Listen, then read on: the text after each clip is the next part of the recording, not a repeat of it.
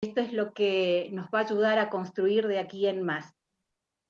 Nunca desde los extremos ni desde los absolutos, sino desde un punto donde podamos construir ese sueño que todos queremos. Carolina del Valle también está. Bueno, la verdad que no voy a demorarlo más, así que le doy paso a Eduardo Araujo para la presentación de nuestro próximo disertante. Buenas tardes a todos. Es un gusto presentar a Pablo José Alonso Piano. Es ingeniero industrial, especialista en ingeniería ambiental de la Universidad Nacional de Cuyo, docente de posgrado y tutor de carreras universitarias en estudios de impacto ambiental, planificación estratégica y ordenamiento territorial. Ha transitado una extensa carrera profesional desde Industrias Siderúrgicas Grassi, en la asistencia de producción y control de calidad, director de desarrollo y actividades económicas de la Municipalidad de Malargüe, director de saneamiento y control ambiental del gobierno de la provincia de Mendoza, consultor del BID del Plan Estratégico Hortícola y Turístico del Mendosur, consultor especialista en formulación y evaluación de proyectos de medio ambiente, consultor ambiental de la Comisión Nacional de Energía Atómica en la gestión de pasivos ambientales de Sierra Pintada, en el proyecto para la obra de restitución ambiental del sitio encapsulamiento de colas de mineral de uranio, estudios ambientales de transporte y distribución de energía, monitoreo de obras para YPF, yacimientos de la cuenca neuquina y cuyana, consultor de estudio, identificación y evaluación de riesgos ambientales para Minera El Desquite, director de equipos interdisciplinarios en diferentes estudios ambientales para sectores productivos, gerente de medio ambiente y relaciones con la comunidad de Minera San Jorge, gerente de medio ambiente y comunidades de Chile, Minera Cielo Azul, Minera Coro Chile, permisos sectoriales, ingeniero senior en sustentabilidad de AMSA, proyectos Polo Sur de explotación de Cobre 2, región Antofagasta, y proyecto INCO complementario de Pelambres en la cuarta región de Chile. Los dejo con ustedes al ingeniero, un amigo, Pablo Alonso. Bienvenido a este ciclo de conferencias. Bueno, muchas gracias, Eduardo. Bueno, voy a intentar entonces ahora compartir la presentación.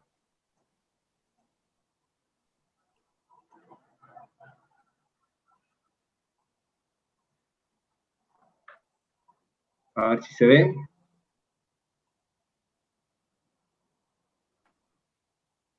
Perfecto, ahí no Pablo. sé si lo están viendo.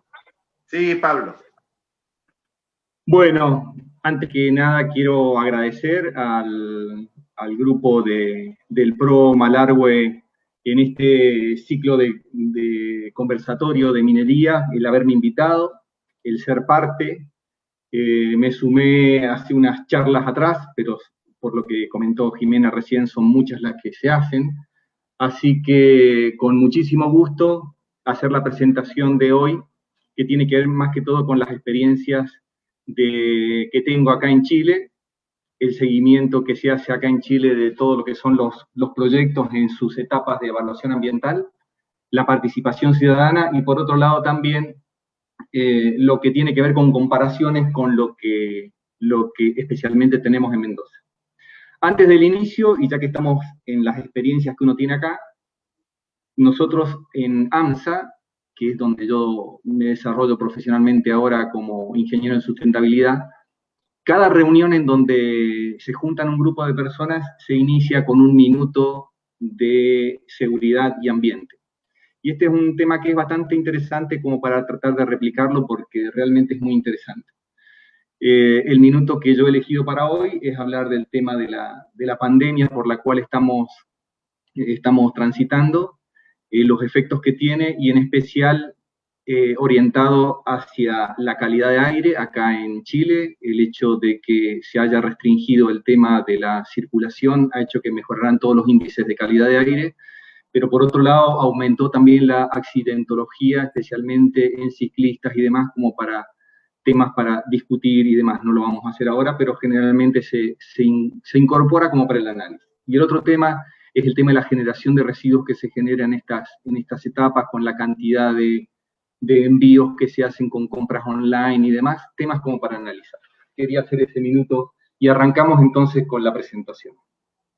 El temario que tengo para hoy, para que discutamos, es hacer una introducción con el tema de lo que es las inversiones mineras en Chile y la importancia que tienen, la evaluación ambiental de proyectos mineros, hablar de lo que es la participación ciudadana en las relaciones comunitarias, ir a lo que es el uso del agua en proyectos mineros y lo que tiene que ver con la convivencia con otro tipo de actividades, y quería terminar con el concepto de lecciones aprendidas, esto darle bastante importancia a ese tema final.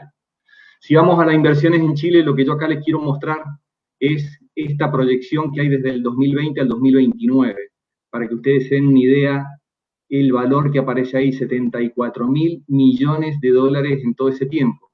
La minería del cobre contribuye muchísimo a lo que es el desarrollo de Chile. Algunos datos importantes, todos totalmente recientes, de Cochilco, que es la Corporación del Chile, del cobre. En la última década entregó cerca de 100.000 millones al fisco, van a ver por qué es importante esto. En 2018 se aportó al 10% al PBI, un 55% a las exportaciones, y esto cerca de 35.000 millones. Lo que quiero mostrarles acá es, denme un minuto, quiero mostrarles acá que desde el 90 la inversión minera despega de la mano de un modelo mixto. Yo en la medida que voy a ir avanzando también quiero ir complementando con disertaciones que han tenido también en el equipo. Por ejemplo, este es un tema que es interesante analizarlo porque los modelos mixtos es algo también que se relacionan con lo que son las empresas estatales de minería, y esto fue algo que compartió en su charla Jerónimo. El tema de esto hay que tener en cuenta que, fíjense ustedes, desde fines del 80, en la década del 90, cómo empieza a crecer el PBI, y la gran participación de ese crecimiento de PBI está en la minería, y justamente si analizamos esto, la gran participación la tiene justamente el sector privado. Pero es importante también considerar que tiene que haber una participación mixta en este sentido. Si analizamos esto, en el último tiempo Chile es parte de lo que es el top 5, está en el punto 3 de producción y participación en el tema de producción de minerales. En litio, fíjense que hay unas reservas bastante interesantes, cuando hay un 30% de lo que es el tema de producción. Cobre, las reservas caen un poco, pero justamente las reservas también son importantes en ese tiempo, y si hablamos de Chile, es el número 1 en la producción de cobre. Si acá lo que vamos a ver es que si analizamos la evolución de la riqueza per cápita en lo que hace a la producción en Chile, fíjense los valores importantes que tiene.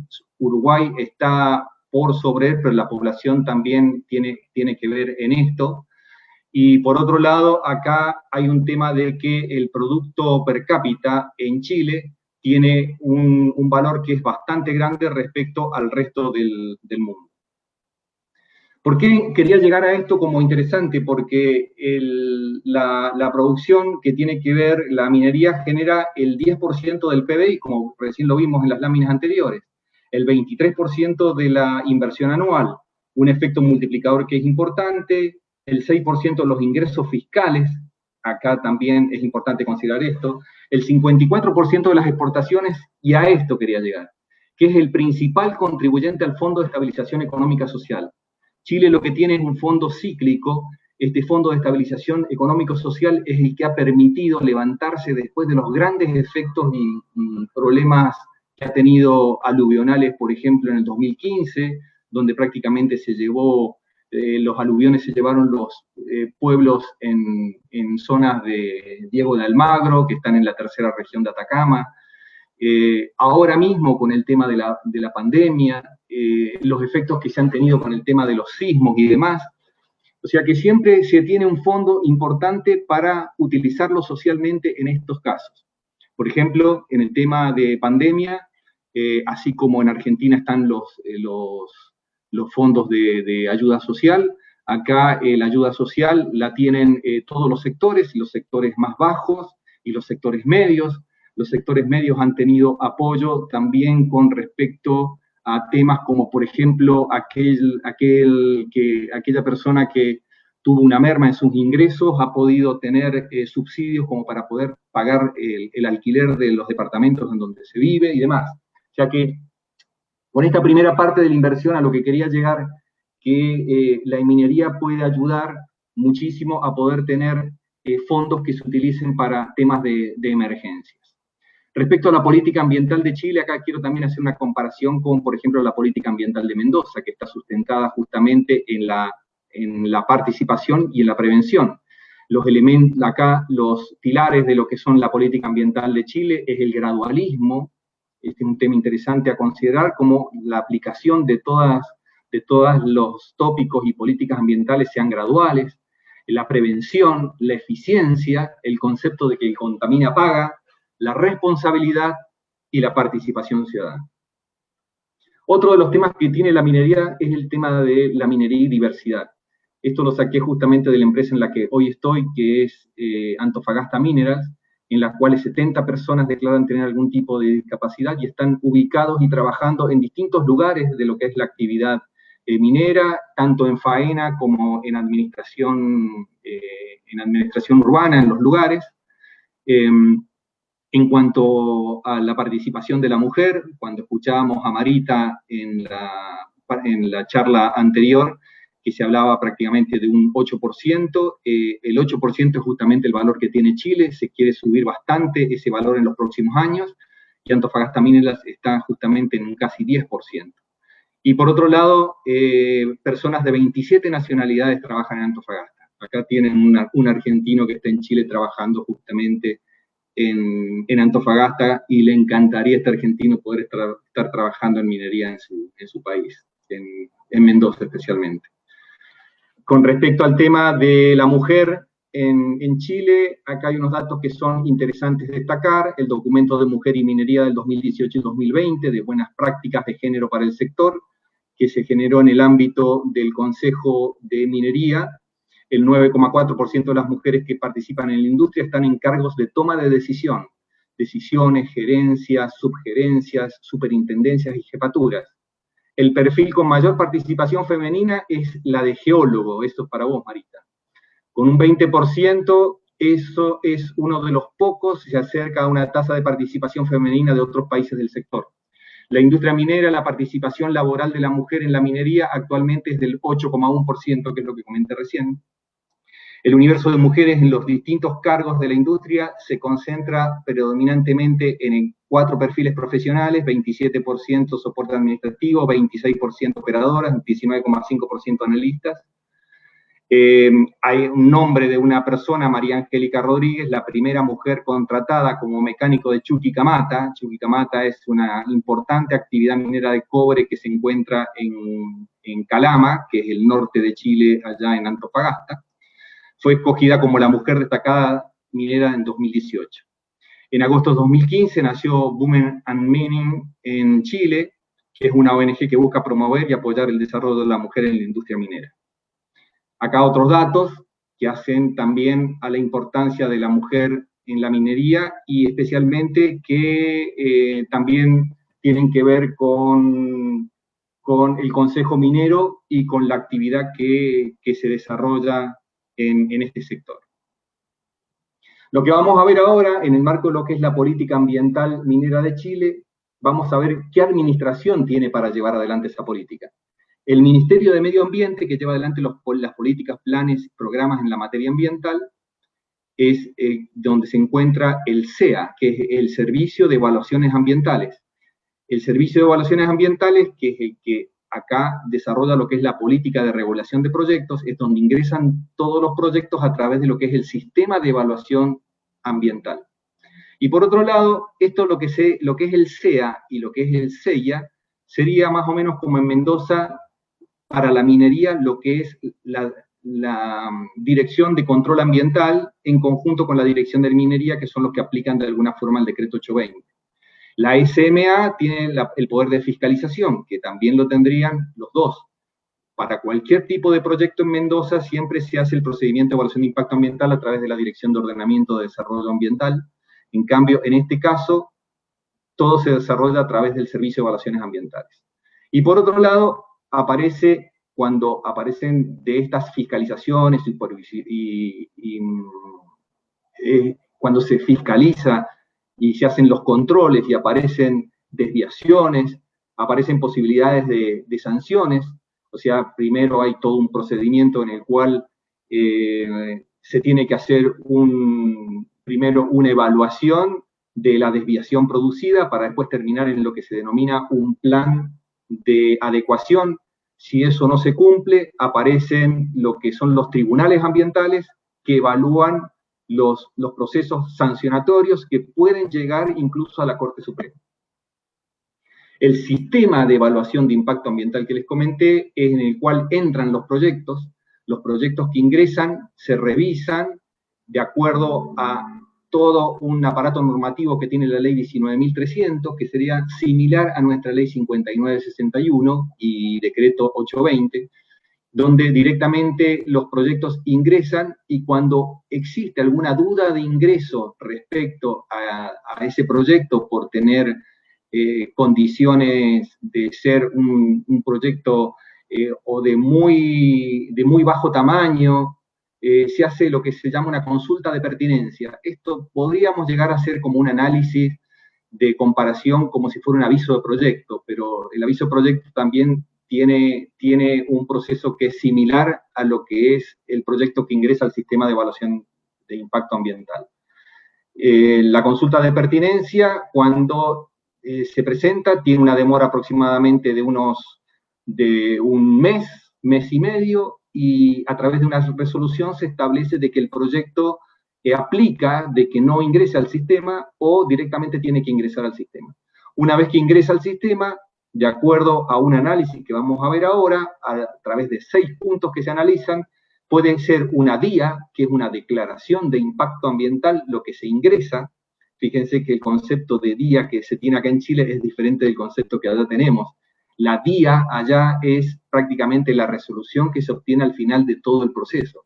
Acá la declaración de impacto ambiental es el informe ambiental que se ingresa directamente a ser evaluado. Cuando esa DIA, si no se cumplen una serie de 6 puntos que vamos a ver ahora en la lámina siguiente, pasa a lo que es una EIA, que sería un informe de impacto ambiental, que es un documento que tiene descripción, línea de base, y tiene todo lo que tiene que ver con las mitigaciones, con todos los procesos de reparación, compensación y mitigación. Para que una DIA, evaluar si es una DIA o es una EIA, se tiene que cumplir toda una serie de circunstancias que acá se ven, características o circunstancias que identifican que un proyecto sea una DIA o sea una EIA. Se analiza el riesgo para la salud de la población debido a cantidad y calidad de efluentes, emisiones y residuos. Acá lo que pasa mucho que los proyectos cuando ingresan y están cerca de una zona, aparece el concepto de latencia. El concepto de latencia significa que los valores que se miden de calidad de aire en cierto lugar están superando los valores admisibles. Entonces, cuando se superan los valores admisibles, ese proyecto no puede ingresar como una DIA porque el impacto que va a producir con sus emisiones superan los valores de calidad de aire de esa zona, de ese receptor, donde se miden las emisiones de esa calidad de aire. El efectos adversos significativos sobre la cantidad y calidad de los recursos naturales renovables, incluidos suelo, agua y aire, resentamiento de comunidades humanas o alteración significativa de los sistemas de vida, costumbres de los grupos humanos, localización o en próximas a poblaciones, recursos, áreas protegidas, sitios prioritarios para la conservación, humedales protegidos, glaciares, susceptibles de ser afectados, así como el valor ambiental del territorio que se pretende emplazar, alteración significativa en términos de magnitud y duración del valor paisajístico turístico de la zona, que también se le da esta importancia, y alteración de monumentos o sitios con valor antropológico, arqueológico, histórico, en general los pertenecientes al patrimonio cultural. O sea que acá el tema también arqueológico tiene una importancia muy grande. El contenido que tiene una declaración de impacto ambiental, una EIA, esto es muy similar también a la presentación que hizo Laura la vez pasada. Acá vamos a encontrar algunas similitudes. Van a ver que también hay un tema que es interesante que hace al concepto de la participación ciudadana en este punto. el resumen ejecutivo, que tiene, esto es obligatorio gestionarlo y meterlo dentro del informe, los antecedentes legales del titular representante legal, tiene una descripción del proyecto. La descripción del proyecto es establecer con mucha claridad el proyecto en su etapa de construcción, operación y cierre. El concepto en esta presentación, los niveles de información que se presentan en el cierre son bastante importantes, similares a los que planteaba Mario Cuello en su presentación, con las guías que se presentaban son similares. Tiene una línea de base ambiental. Las líneas de base ambiental justamente se considera como es el lugar a donde el proyecto se va a desarrollar, y tiene el concepto del análisis que también explicó muy bien Marita en la clase, iba a decir, en la charla pasada, donde se comentó justamente que hace un análisis que tiene que ser abiótico y biótico, donde se analiza el suelo, la geoforma, la geología, se analiza la hidrogeología, la calidad de aire, la flora y la fauna. En cuanto a la flora y la fauna, son bastante exigentes acá, porque la CONAF, que sería la Corporación de Control y de Fauna y Flora, hace un control importante respecto a estos temas. Todos tienen guías metodológicas, hay guías también metodológicas para el tema paisaje, o sea, todo lo que tiene que ver con la línea de base y la parte también arqueológica y patrimonial, arqueológica y paleontológica. Cuando acá dice antecedentes que justifiquen el artículo 11, son esos 6 puntos que vimos recién. O sea, este es un capítulo donde se analizan justamente las líneas de base en función con el proyecto, para analizar si este proyecto puede ser una DIA o una EIA. El cumplimiento de la normativa ambiental, cómo el proyecto se determina que cumple con todas las normas que regulan cada una de las actividades y las líneas de base del ambiente. Los permisos ambientales sectoriales, este es un punto que lo desarrollamos en una lámina más adelante, y estos 2 puntos son importantes. Todas las distintas regiones y los distintos municipios acá en Chile, tienen desarrollos estratégicos. Esos desarrollos estratégicos se van haciendo cada cierta frecuencia, pueden ser cada quinquenal, pueden ser bianuales y demás. El proyecto, de alguna forma, vos tenés que demostrar que tu proyecto se enmarca dentro de estos planes regionales y planes municipales. Por otro lado están los compromisos ambientales voluntarios, el plan de emergencias y contingencias, y por último, la declaración jurada del titular. Una vez que este documento se tiene, se ingresa al CEIA, como bien lo vimos en esa lámina anterior, y lo primero que hay es una resolución de admisibilidad. Fíjense qué importante que es esto, porque tenés 5 días hábiles y tiene que cumplirse para que tu proyecto ingrese a evaluación o te lo rechacen, salga directamente. En 5 días vos estás sabiendo a través de una resolución que tu proyecto ingresó. Una vez que ingresó, aparece lo que se denomina la difusión radial. Son 5 días de difusión radial en una radio que te define el CEA. Esto sería muy similar a lo que en el 820 tenemos como el concepto de la consulta pública. Empezar a difundir directamente desde que tu proyecto ingresa, aparece lo que es la difusión radial. Una vez que inmediatamente el proyecto ingresó, fue admitido a evaluación, se hace el mismo SEA una solicitud de evaluación a los organismos sectoriales. Todo esto está en línea, todo esto se hace online, como enseguida vamos a ver en la lámina siguiente. Aparecen los pronunciamientos de los servicios, donde tienen 15 días hábiles para pronunciarse.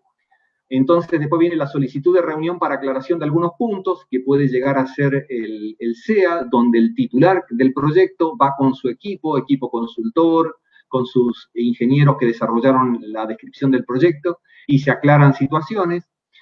Puede haber la solicitud de una PAC si aplica una carga ambiental, y hay 20 días hábiles para realizarlos. En el proyecto que nosotros hemos presentado actualmente, yo estoy en estos momentos desarrollando un proyecto para Polo Sur, que se llama, que como comentó recién Eduardo en la presentación, ese proyecto ingresó como una DIA.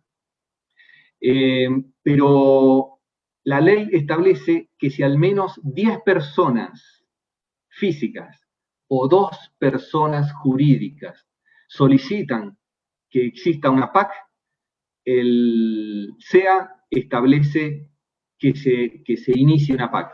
Nosotros en estos momentos estamos iniciando un proceso de participación ciudadana, como enseguida ya también les voy a explicar, pero es porque está todo establecido en las normas. Una vez que se pronunciaron todos los servicios, aparece lo que se denomina el ICSARA, que es un informe consolidado de aclaraciones, rectificaciones y ampliaciones. Con este informe que se recibe, directamente se hace lo que se llama una adenda. En la adenda es donde se incorporan todas las observaciones que se hicieron en los distintos servicios que están en el ICSARA, entonces se presenta una adenda. Hay un segundo ICSARA con una adenda posterior complementaria.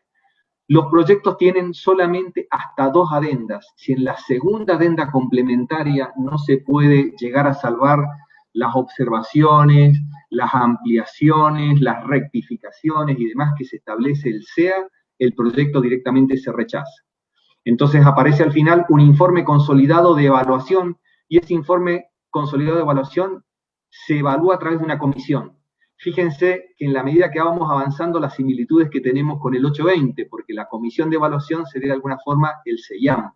Pero esta comisión de evaluación es más amplia porque es como una comisión de evaluación donde aparecen directamente los organismos que tienen que ver con especialmente con el gobierno regional.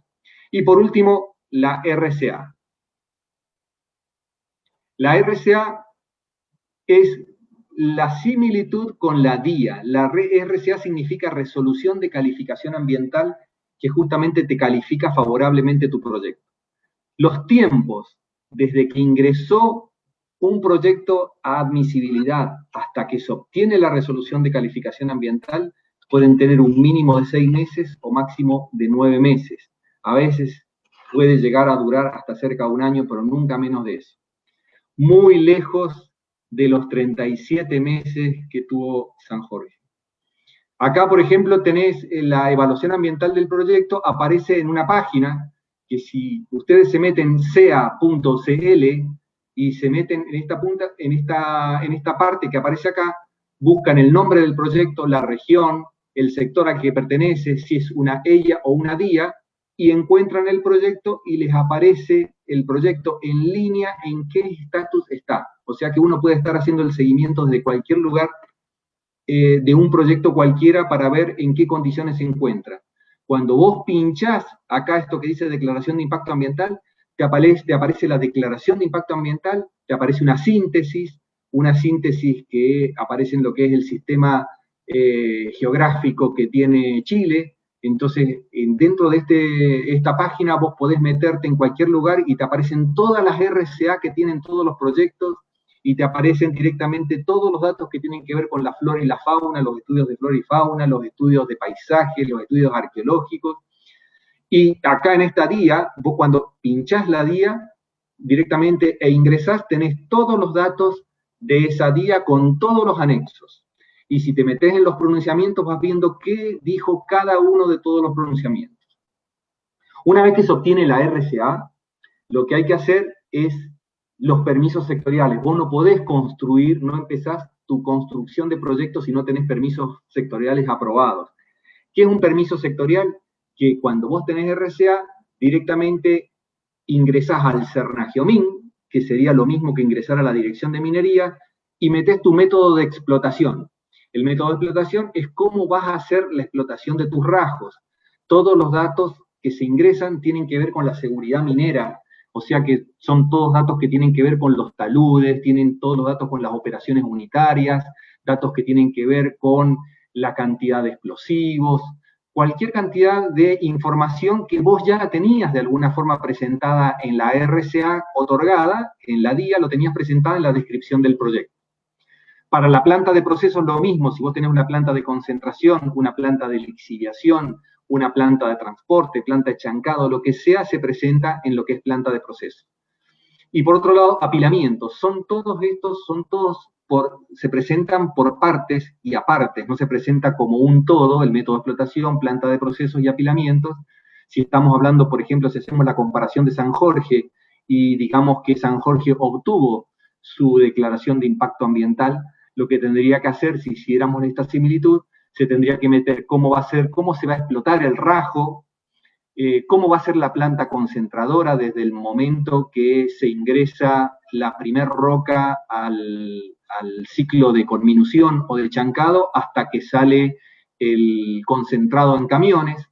Y los apilamientos son todos los que tienen que ver con estériles, botaderos de estériles, depósitos de ripios agotados, stock de mineral, pilas estáticas. Las pilas estáticas son las que se llaman ROM, y las pilas dinámicas. Todos estos tienen un tiempo de aprobación que en 6 meses, generalmente en menos tiempo vos tenés estas aprobaciones. El plan de cierre también se presenta en las condiciones muy parecidas al estándar y al estatus que presentó Mario en su presentación. Después tienen que haber presentaciones ante la DGA.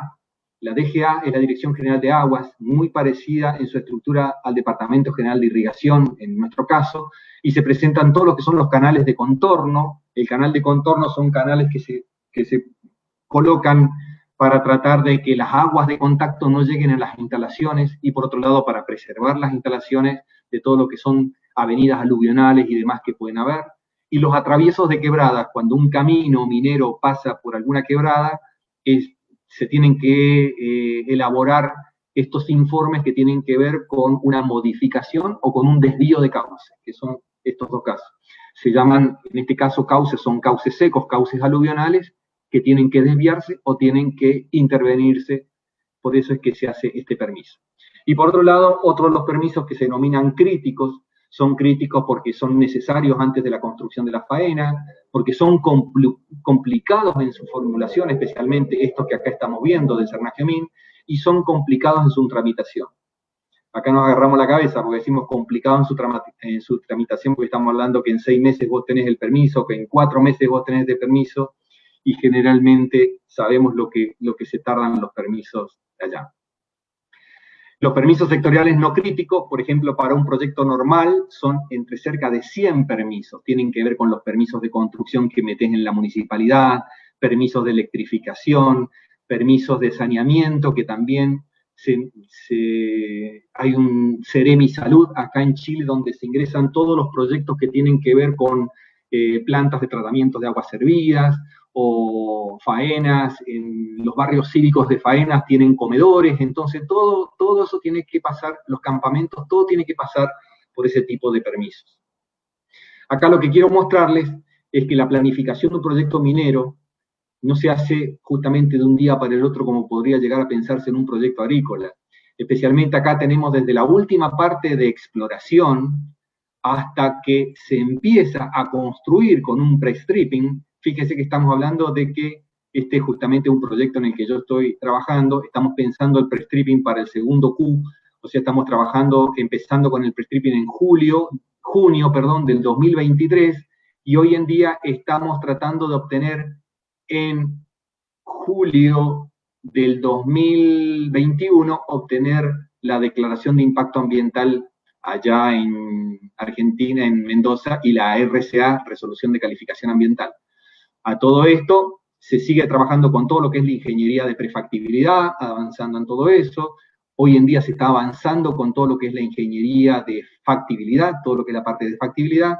Esto que está acá rosado son la etapa de permisos sectoriales. Los permisos sectoriales se empiezan a tramitar antes de que vos tengas la RCA. Eso es importante porque vos los ingresás y mientras la RCA es una condición totalmente necesaria y suficiente para que vos obtengas el permiso, pero no es necesario y suficiente para que vos ingreses los expedientes para que empecés a tramitar justamente los permisos sectoriales.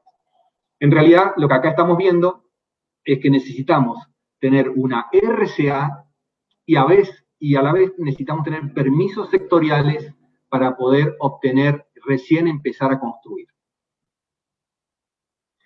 Una vez que una faena ya está en funcionamiento, aparecen también los temas de reportabilidad. ¿Qué es lo que se reporta? Cada faena minera tiene un ID, o sea que tiene una identificación, con la RCA asociada y el titular, con el RUT de la empresa y un encargado de establecimiento. y se van cargando datos. Vos cada vez que retirás residuos peligrosos, cargas los datos en el sistema. Cada vez que cargas un residuo industrial no peligroso, cargas los datos en el sistema. Tenés que hacer reportabilidad de las emisiones. Todas las emisiones que vos tenés en tu proyecto tienen que estar cargadas en este sistema. Y al final tenés como una declaración anual. La declaración anual se hace todos los octubres, desde el 1 al 30 de octubre, y esa declaración anual sería como similar a una declaración anual jurada que uno hace en impuestos internos o como monotributista y demás.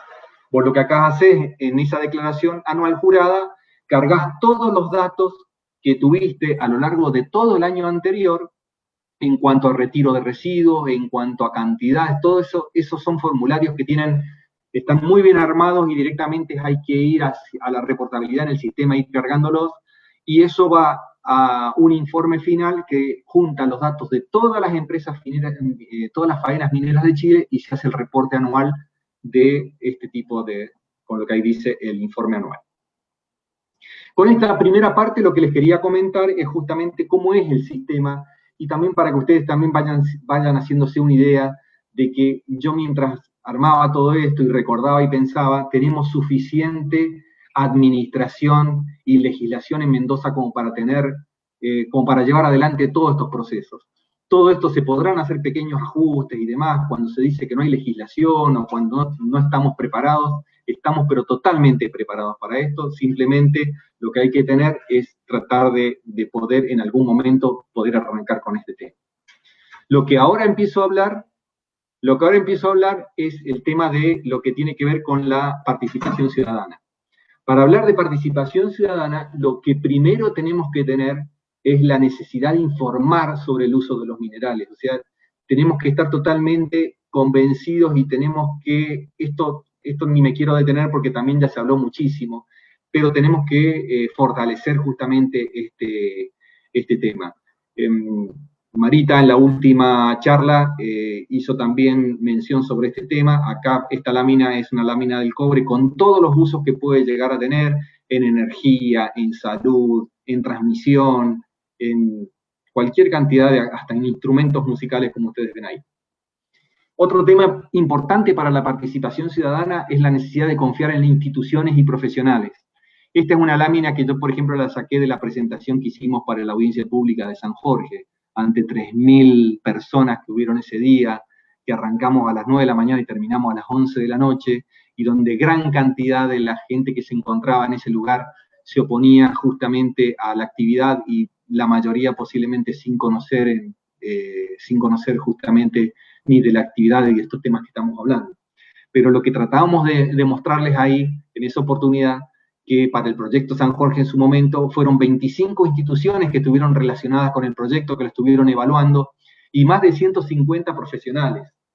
Acá frente a esto también me quiero detener un poco, porque en estos 150 profesionales donde habían ingenieros en minas, químicos, biólogos, geólogos, que participaron tanto en la formulación de la evaluación de impacto ambiental, que participaron en los dictámenes técnicos, en los dictámenes sectoriales, en la participación comunitaria y demás.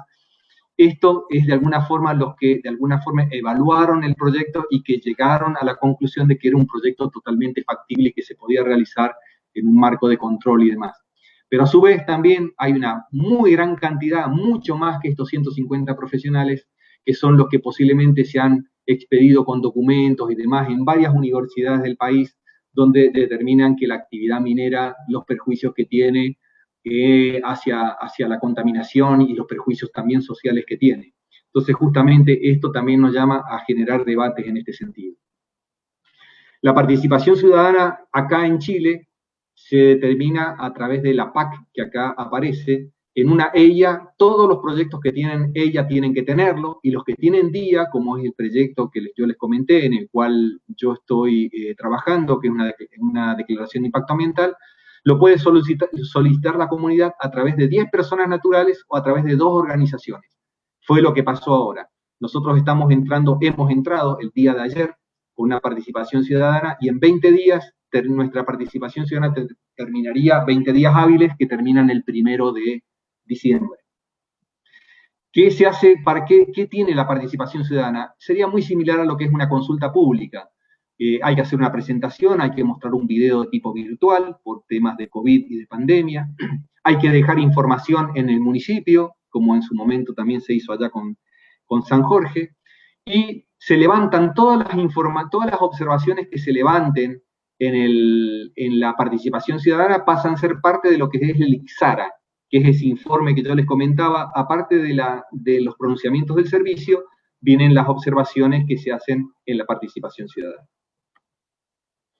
Los mecanismos de participación ciudadana yo los analizaría desde el punto de vista de antes de presentar el proyecto al CEA, participación ciudadana anticipada. Acá aparece también esa figura que es la PACA, se llama, se realiza con líneas de base ambiental. Cuando uno hace la línea de base ambiental de un proyecto para ella ya está trabajando en el tema de la participación ciudadana. El proyecto se enmarca en planes estratégicos locales y regionales, eso es lo que yo les comenté en un principio, que desde el momento que el proyecto queda incluido dentro de los planes estratégicos, ya directamente está siendo parte de esa participación. Durante el proceso de evaluación está la difusión radial, como les comenté, la participación ciudadana PAC obligatoriamente en todas ellas y se puede solicitar por carga ambiental a través de una DIA, como fue nuestro caso. Cuando se ha otorgado una RCA y se comienza a construir el proyecto, aparecen compromisos voluntarios de carácter social, que la RCA los establece, y exigencias ambientales propias de la RCA. Y transversal, yo considero la participación ciudadana transversal, relaciones comunitarias que sean tempranas, las plataformas de diálogos y los reportes de sostenibilidad. Respecto a esos últimos temas, acá las relaciones comunitarias quería poner un ejemplo de Los Vilos. Los Vilos sería una localidad que está en Chile. Muchos de ustedes que han ido a La Serena pasan justamente por Los Vilos. Cuando han pasado por Los Vilos, justamente está la llegada de el concentraducto que viene de Chacay para el proyecto Pelambres. Entonces, el proyecto Pelambres está desarrollado en un lugar que tiene mucha carga social, porque desde el lugar donde se desarrolla hacia abajo pasa por los valles de Salamanca y llega hasta la zona de Los Vilos, en donde se encuentra el puerto donde se hace la exportación de concentrado. Entonces, desde el momento que se hacen estos proyectos, tempranamente se empiezan a desarrollar proyectos que se hacen una cartera de 17 proyectos que estoy mostrando yo acá, que tienen que ver con ejes de servicios, fomentos productivos, fortalecimiento comunitario, infraestructura básica. Yo, por ejemplo, recuerdo uno en INCO, que es infraestructura complementaria de Pelambres, que era muy interesante porque todos los compromisos que habían, todas las contratistas que trabajaban, que hacían un trabajo que tenía que ver con alguna de las actividades de la RCA, de los compromisos de la RCA, tenían que tener al menos un 20% de personal que sea local. Y se les exigía eso, por ejemplo. Yo acá lo que quería mostrar es, dentro de las relaciones comunitarias y lo que tiene que ver con relaciones tempranas, lo que se hizo, por ejemplo, en San Jorge, que estos fueron unos temas que fueron bastante interesantes, porque se hicieron una serie de capacitaciones que tenían que ver con Finincat, en acuerdos que se hizo con Finin en Rodríguez Peña, se hicieron capacitaciones de lo que es la actividad minera para unas cerca de 200 personas, la mayoría todas de allá de Uspallata. Se hicieron capacitaciones en manejo defensivo, primeros auxilios, manejo de incendios, 300 certificados entregados. Yo le había llamado a Adriana Smoot de Uspallata que participe de esta charla, no alcanzo a ver si está, pero sería bueno. Sé que está Gustavo Olivera, que también participó en todos estos temas. Cerca de 1000 personas visitaban la oficina, porque es importante colocar una oficina para desarrollar este tipo de actividades, y cerca de 500 personas fueron hasta el proyecto para ver en realidad dónde iba a estar la actividad y qué es lo que se iba a desarrollar. Por otro lado, también en el marco de relaciones comunitarias, las actividades que se hacían en la estancia, porque lo que es importante es tratar de que convivan actividades. La actividad minera es también buena cuando convive con actividades agrícolas.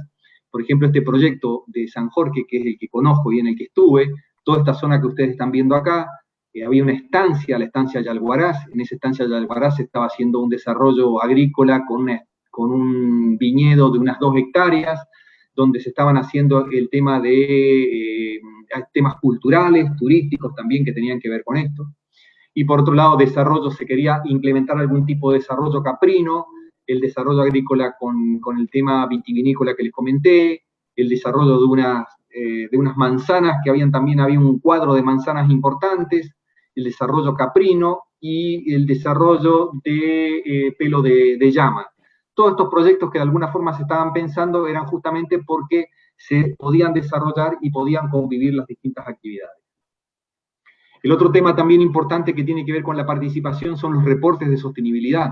En este caso, acá en Chile se realizan, todas las empresas, todas las faenas tienen sus reportes de sostenibilidad, y nosotros allá en algún momento en San Jorge pudimos desarrollar al menos el primer y último reporte de sostenibilidad que se hizo en ese momento, que tuvo que ver con capítulos de desarrollo con jóvenes, con adultos jóvenes, con padres, docentes, tercera edad, con organizaciones de la sociedad civil, emprendedores, mujer, género, niñez, adolescencia y proveedores. El tema de las plataformas de diálogo, que es otro tema también importante y que corta transversalmente esto, me pareció muy interesante porque lo está planteando de alguna forma Guillermo Mozo, me pasó ahí para que analizara, y justamente es un tema importante. Yo, por ejemplo, participo de la mesa de diálogo de desarrollo sustentable que tiene Chile, y a la mesa también relacionada con la mesa latinoamericana, y esto también es importante porque de alguna forma se posiciona la actividad, y cuando, por ejemplo, hay alguna consulta o hay alguna duda respecto a estos temas, se traen a profesionales para que directamente lleguen con lenguaje simple a distintos organismos que tienen que ver con tratar de bajar esa información. Vamos a entrar ahora rápidamente en el tema del uso del agua en minería. Acá es importante tener esto donde yo, por ejemplo, he puesto el caso de Chile y el caso de San Juan. ¿Por qué es importante difundir esto? Porque acá tenemos que hablar de dos cosas. En primer lugar, que el uso del agua en minería, siempre se dice que la minería se va a chupar todo el agua, se va a llevar todo el agua, no va a haber agua para otras cosas. Y en estos gráficos que ustedes están viendo acá, que se utilizan mucho para difusión, es en primer lugar que el 80% del agua, el 82% se utiliza en la actividad agrícola. Por otro lado, el 8% en agua potable, el 7% en la industria y el 3% en minería. El 3% se utiliza el agua en minería en Chile. Y de ese 82% que se utiliza el agua en la parte agrícola, también hay otro dato importante, que el agua que se utiliza acá en la parte agrícola se utiliza totalmente sistematizada. El agua se utiliza con una tecnología importante respecto a esto, y donde el agua tiene un uso totalmente mejorado respecto a una condición favorable de infiltración y contaminación de napas, y casos que, por ejemplo, tenemos allá. El 3/4 del agua que se utiliza en los procesos de minería, especialmente en los procesos de concentración, que justamente en el caso de San Jorge, y así nosotros lo definíamos, se recircula. O sea que ese también es un importante dato. Y por otro lado, que lo que está pasando acá en Chile desde hace varios años hasta esta parte, y con una proyección bastante interesante, es que se está utilizando el agua de mar. Se utiliza el agua de mar con plantas desaladoras donde se capta el agua de mar, se le saca la sal muera, se retorna al mar, con ciertos impactos que eso también se están evaluando y se están corrigiendo, y se lleva agua desalada a la faena. Este gráfico que ustedes están viendo acá en San Juan, San Juan tiene para uso minero el 1% con respecto a esto, con los proyectos importantes que tiene San Juan, y el uso agrícola tiene el 91%. La gran cantidad de agua en la actividad minera se utiliza en lo que se llama concentración. Todos los procesos de concentración utilizan bastante agua, a diferencia de lo que es la hidrometalurgia. La hidrometalurgia es cuando se hacen los procesos que se llaman de lixiviación. Cuando se habla de una lixiviación de oro, se lixivia con cianuro. Cuando se habla de una lixiviación de cobre, se lixivia con sulfúrico. Y cuando se habla de una concentración, se hace lo que se denomina un proceso de captación con partículas, que es un proceso hidrofóbico que se llama, donde la partícula se pega a la superficie de las burbujas y se capta el mineral, y eso es lo que se produce con sustancias que son de alguna forma que son como especies como de detergentes, que sería el caso de un santato. El agua en la minería, en esta prácticamente no me quiero detener mucho, pero justamente tiene que ver con las cantidades que se utilizan en agua directamente en el uso agrícola. Acá lo que quiero mostrar, que esto me parece interesante, es que lo que ustedes están viendo acá naranja es cómo va aumentando el uso de agua de mar, donde se habla de que en el 2029 va a haber un 156% de crecimiento de agua de mar con respecto a lo que hoy está pasando. Hoy en día tenemos justamente el agua continental va a tener una disminución importante y el agua de mar va a tener un aumento bastante considerable. Lo que ustedes están viendo acá, que del 2009 al 2013, los porcentajes de recirculación fueron aumentando. Hoy en día estamos en un 73% acá en Chile, y San Jorge se calculaba que el 75% se iba a recircular. El agua que de alguna forma se iba a perder en las colas de mineral, que son colas pesadas, y los estudios que se habían determinado en aquella oportunidad, que era que el balance con la evaporación y con la infiltración, el estudio de no afectación de recurso hídrico que se hizo con SRK antes de la audiencia pública, establecía que en los 25 años de vida útil que tenía el proyecto, el agua no se iba a infiltrar más de 60 centímetros. La actividad minera y las actividades agrícolas. ¿Por qué es importante definir esto? Cuando se cuestiona, por ejemplo, que San Jorge está dentro de una cuenca abierta o que sea cerrada, ese estudio que yo les comentaba recién determinó de alguna forma que no hay afectación del recurso hídrico, o sea que no hay ninguna posibilidad de vinculación con la cuenca de Uspallata, que a su vez la cuenca de Uspallata se vincula con la cuenca del río Mendoza.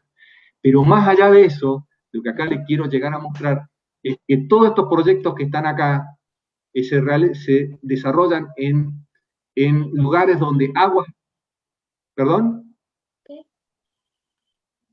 Que todos estos proyectos que se desarrollan acá tienen abajo valles, donde en esos valles se desarrollan actividades agrícolas, actividades vitivinícolas, y todas generalmente de exportación. Nosotros acá, de alguna forma, lo que yo quiero mostrar es la cantidad de proyectos que se tienen de este lado de la cordillera, cuando de este otro lado de la cordillera, con la misma mineralización seguramente, no tenemos proyectos. Acá lo que les quiero mostrar es, esto es en el Valle de Salamanca, esto es acá justamente en la zona de Pelambres, que hacia Los Vilos tenés lo que se llama el Valle de Salamanca. Ustedes acá en la parte superior están viendo un depósito, un relave que se llama, y fíjense que aguas abajo, fíjense, tienen todo el Valle de Salamanca, y todo ese Valle de Salamanca tiene cualquier cantidad de fruticultura, horticultura y vitivinicultura. Lo que ustedes están viendo acá es Cenizas, el proyecto Cenizas en Cabildo, que más adelante también se lo voy a mostrar. Acá estamos viendo Tierra Amarilla en la zona de Antofagasta, donde acá están viendo un depósito de ¿cómo se llama?, de lixiviación. Acá están viendo que hay toda una zona agrícola y acá toda una zona residencial. Esto es Tierra Amarilla también, fíjense que acá hay toda una actividad agrícola, toda una actividad minera, y todo esto acá a lo largo de esta ruta hay actividad agrícola, y acá tenemos la actividad residencial. Todos estos son ejemplos donde podemos ver perfectamente que puede convivir la actividad minera con la actividad agrícola. Esta es una foto de ceniza vieja, donde, por ejemplo, acá está la ciudad, acá esto es palta de exportación, este es el río que está pasando al lado de un depósito de colas espesadas, muy similar al que tenía San Jorge, que como se terminó de llenar acá, se empezó a cargar acá en este lugar, y este tuvo una remediación con eucaliptus, y hoy en día está así. Fíjense, acá está tapado con eucaliptus, esto se está empezando a remediar, y hoy en día está quedando esto que fue antes un depósito de colas de mineral, está quedando así. Por último, y ya terminando, quería ir al concepto de lecciones aprendidas. Se utiliza muchísimo acá en Chile el tema de hablar de lecciones aprendidas y talleres de lecciones aprendidas, donde se analiza un episodio, se analiza algo que pasó, y donde se determina un plan de acción respecto a eso con actividades concretas a realizar.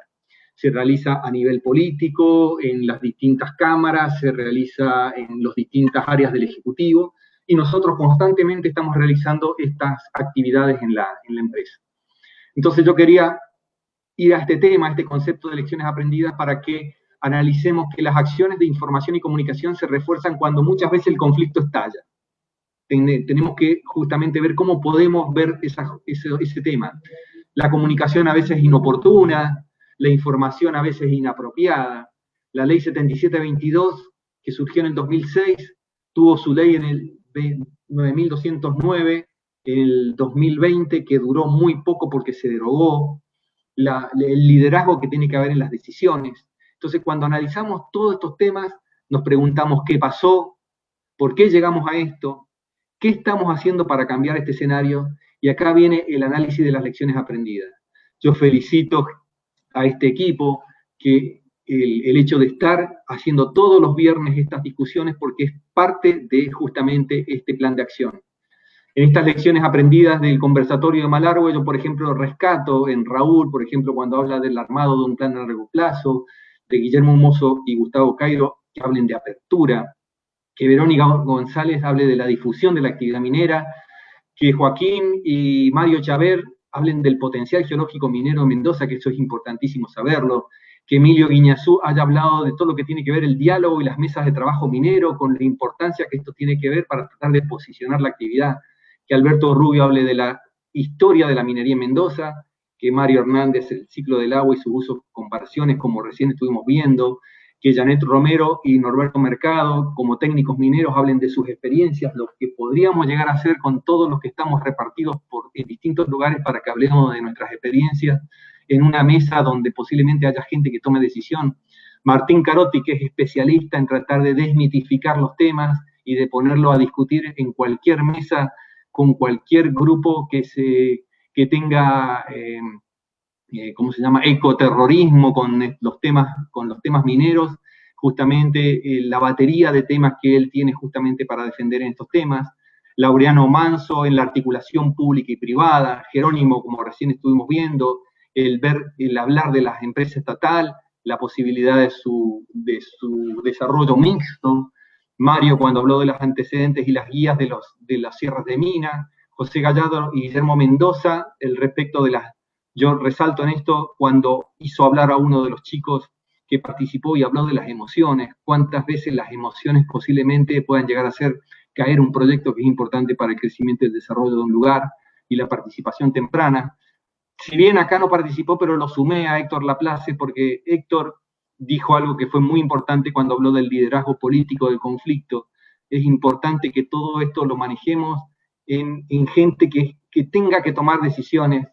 Laura, con el tema de los estudios ambientales y las actividades mineras, los nuevos desafíos en la industria minera, esto fue interesante porque de alguna forma estuvimos haciendo algunas comparaciones que, si ustedes ven, prácticamente es lo mismo, no hay que hacer nada nuevo, no hay que mejorar en ese sentido. Y Marita, que habló del conocer e informarse sobre la actividad. Yo considero que el desafío en esto es que, si bien esta es una presentación que yo hice de cierre, que sea una presentación que no sea un cierre, sino que sea un comienzo de todas estas discusiones. Como conclusión, debemos realizar talleres de lecciones aprendidas con amplia participación de funcionarios, legisladores, científicos y profesionales, instituciones educativas, líderes vecinales, líderes de organizaciones sociales, religiosas y sindicales, periodistas, y presencia de especialistas, donde en las mesas de trabajo sean inversiones mineras y su impacto fiscal, lo que vimos en principio, para ver la importancia que tiene, cómo nos puede llegar a sacar de distintos temas que nosotros podríamos llegar a tener frente a emergencias. A veces me pregunto cómo podríamos responder frente a un sismo importante en Mendoza, frente a una situación en la que posiblemente estemos bastante mal en cuanto a nuestros recursos. La minería y la diversidad, la evaluación ambiental de los proyectos mineros. Si bien esto dijimos que estamos bien, podemos seguramente mejorar. La participación ciudadana en proyectos mineros, tanto en los procedimientos como transversalmente. La minería y su desarrollo local, el uso del agua en los proyectos mineros y la convivencia de la actividad minera con otras actividades productivas. Para finalizar, debemos ser capaces de demostrar que se puede hacer una minería con desarrollo local, con crecimiento económico, con responsabilidad social y con compromiso ambiental. La fuente para esto fue Cochilco, el Ministerio de Medio Ambiente, el CEA, el ¿cómo se llama? El Superintendencia de Medio Ambiente, el Consejo Minero de Chile, el Proyecto San Jorge, Milka Casanegra, que es presidenta de la Red de Ingenieras en Minas de Chile, que es una red que junta cerca de 1000 profesionales que trabajan en el sector. Es importante que por ahí la googleen, ella está totalmente también dispuesta a cuando haya que trabajar en ese sentido. Y Juan Carlos Guajardo, él estuvo en Mendoza, dio charlas, estuvo en la legislatura, él es el que presenta toda la información que tiene que ver con las inversiones mineras en Chile. Ha sido un gustazo estar con ustedes.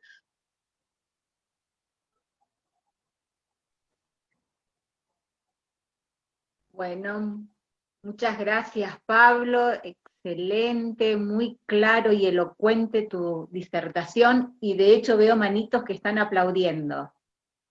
Gracias. Bueno, a partir de ahora, antes de comenzar el feedback y abrir los micrófonos, agradecer a Gustavo Miras, al presidente de la Cámara de Comercio, Industria y Minería, a nuestra legisladora malargüina, Rosa Quiroga, doctor Raúl Rodríguez, ahora lo estoy viendo, muchas gracias, a Mario Chaver, y ahora sí abrimos los micrófonos para que podamos hacer nuestro momento de feedback, de preguntas y respuestas. Bueno, Pablo, no sé si vos alcanzás a leer el chat, pero bueno. Sí, ahora me puse a ver el chat. Felicitaciones. Está, a ver, abrimos. ¿Quién quiere? Raúl. Sí, sí. Bueno, Pablo, bueno, primero felicitaciones a los organizadores. He tenido el orgullo y el honor de haber participado en la primera charla que se dio en este conversatorio. La verdad que es muy importante y me gustaría también proponer que todo el material o todo lo que se ha hablado en este conversatorio, ver la posibilidad de que pudiera quedar registro de todo, porque me parece que puede ser muy importante como base para futuras discusiones que se den sobre un tema que está siempre volviendo, está siempre en el tapete. Así que eso, mis felicitaciones y mi pedido, si eso es posible para la gente de la organización.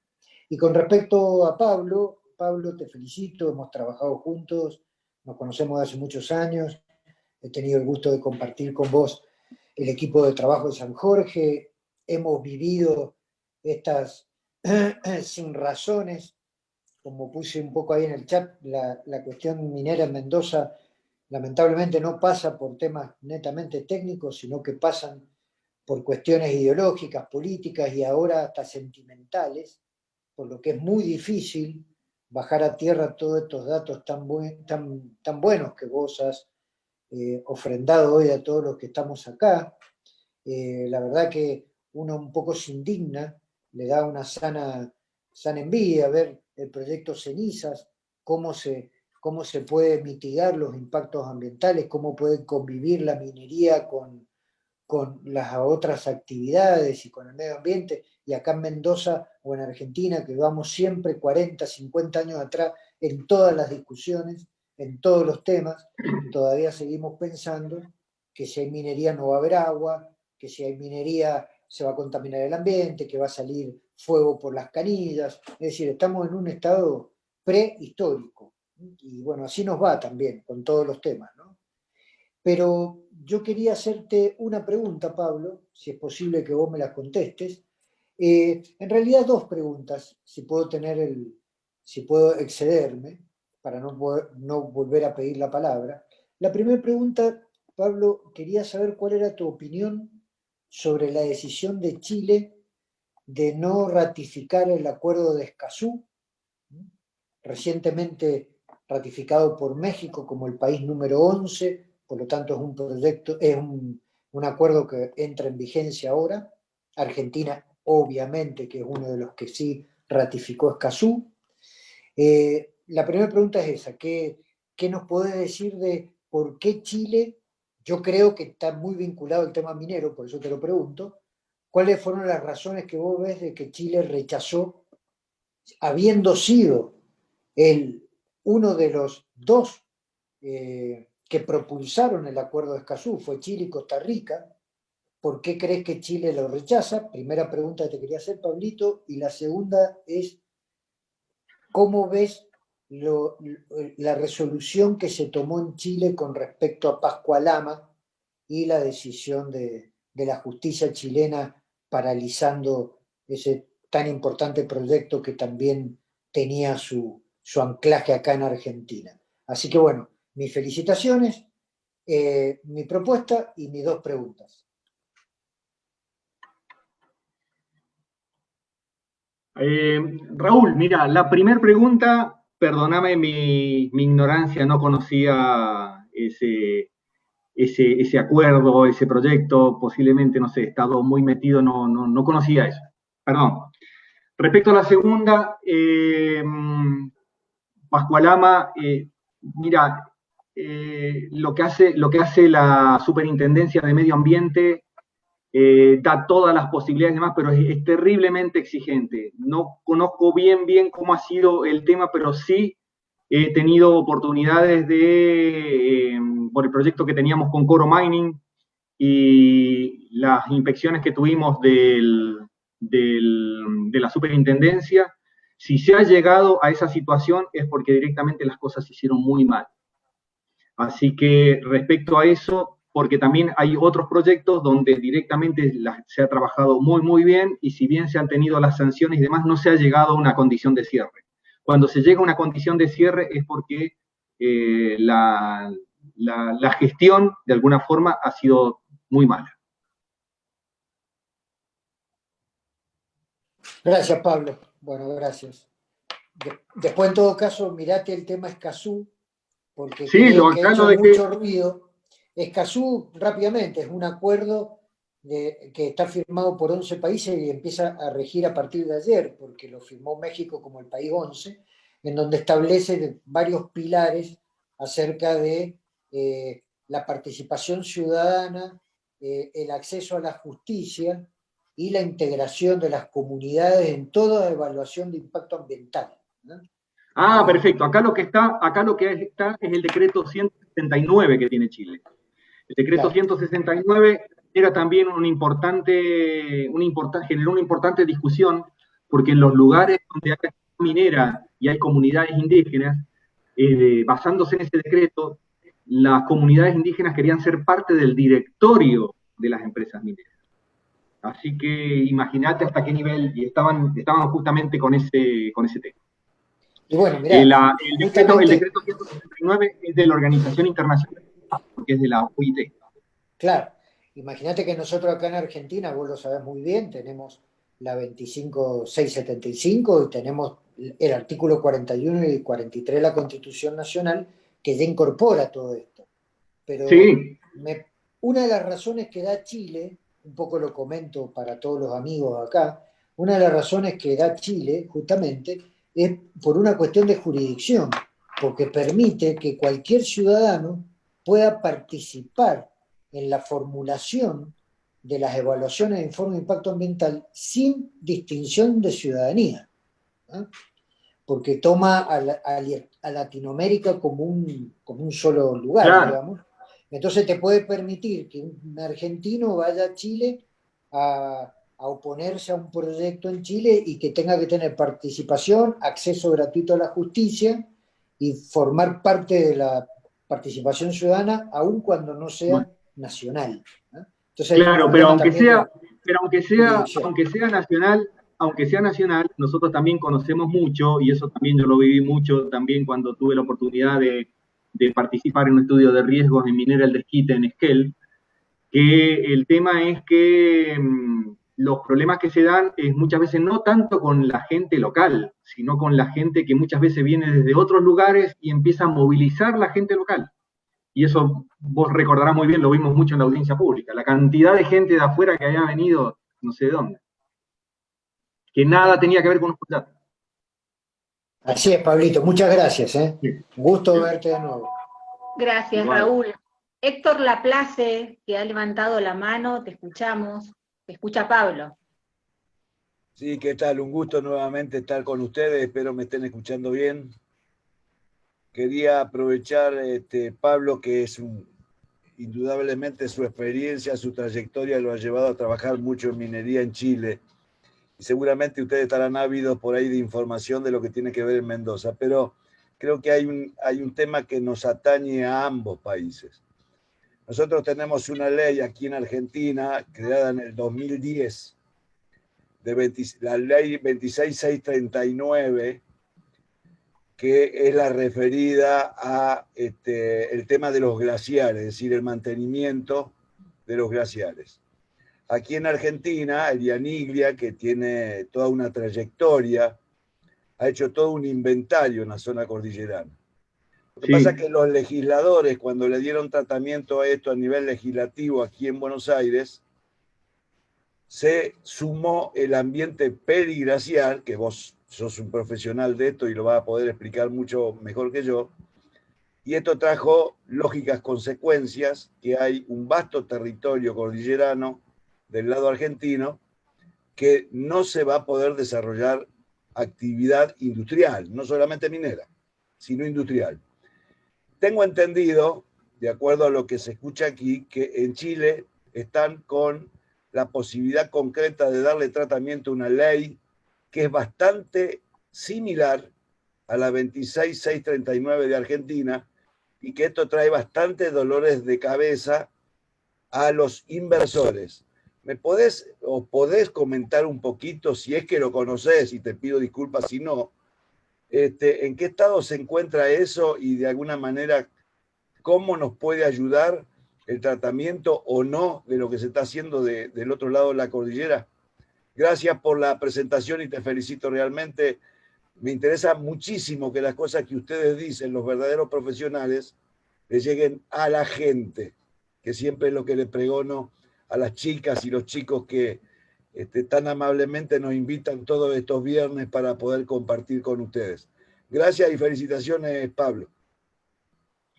Sí, mira, respecto al tema de la ley de glaciares, yo soy incluso hasta amigo personal de Ricardo Villalba, del Yanigla, y con él hemos estado muchas veces hablando estos temas, porque vos bien lo dijiste, el glaciar tiene el glaciar propiamente tal, que es la parte de hielo que se ve, que es el cuerpo de agua congelado, y a su vez está toda la parte de periglaciar o permafrost, que es la parte que es el glaciar de roca, que es el que está justamente tapado.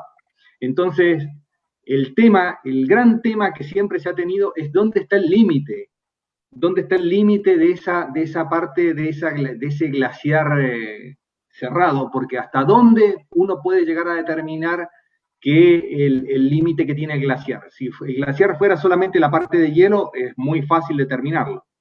Incluso también es variable porque eso va variando en el tiempo.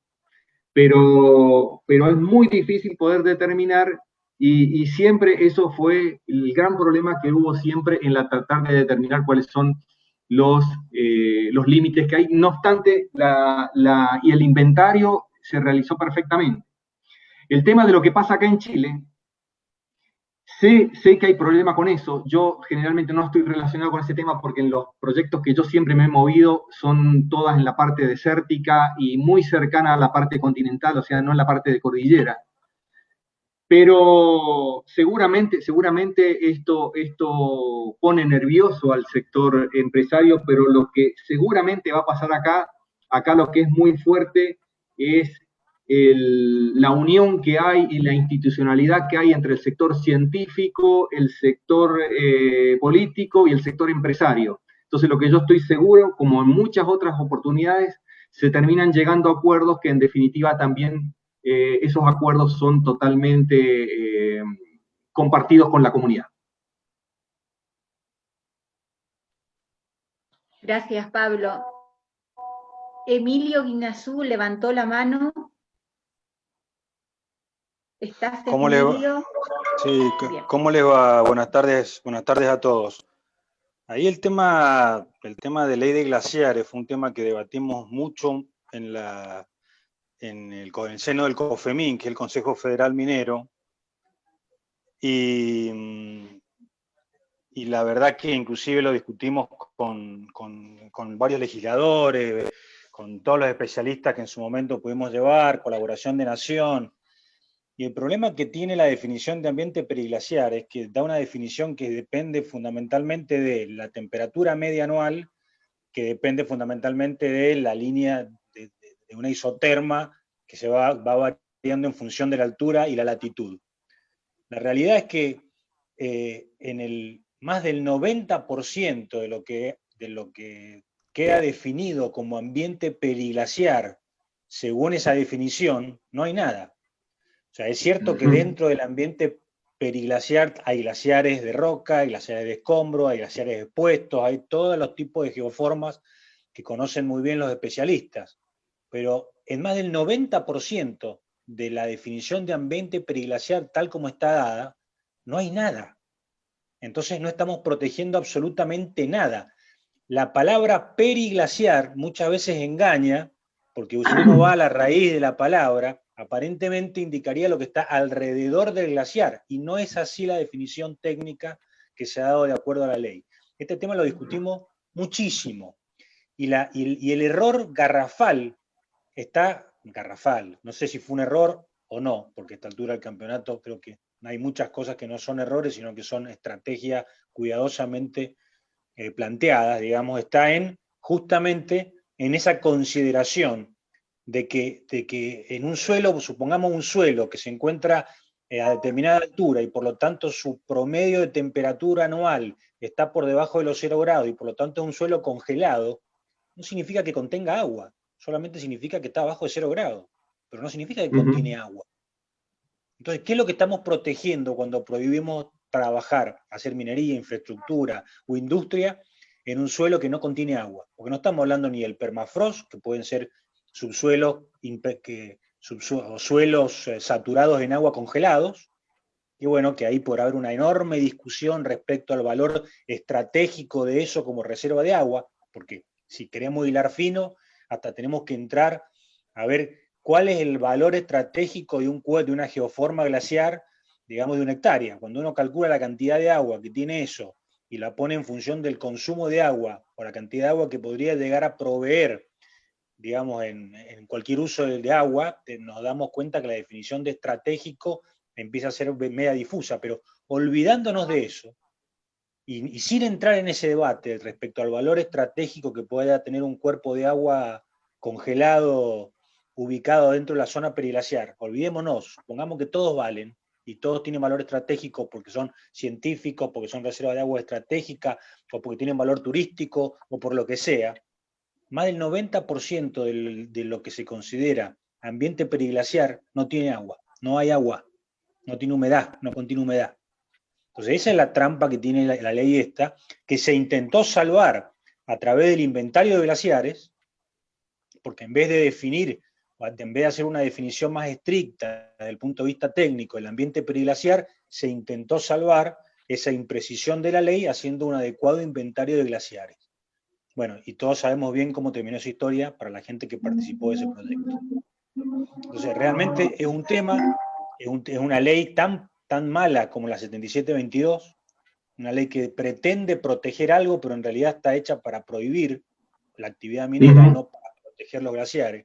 La 7722 está hecha para prohibir la minería, no para proteger el agua, y acá lo puedo decir, y lo digo en todos lados en realidad. Entonces es una ley, y tenemos que tener mucho cuidado con la ley de humedales, porque podemos llegar a cometer el mismo riesgo que cometimos, el mismo error que cometimos con la ley de glaciares, con la ley de humedales que está próxima a tratarse en el Congreso y debe ser un motivo de preocupación, no solo para la minería, sino para cualquier actividad que tenga necesidad de desarrollarse, y en el caso de la ley de humedales, realmente el territorio que abarca es muchísimo más amplio y complicaría mucho más que lo que es la ley de glaciares. Gracias, Jimena, y te felicito, excelente la charla, muchos datos re interesantes. Gracias, muchas gracias. Emilio. Gracias. Jerónimo Chantal.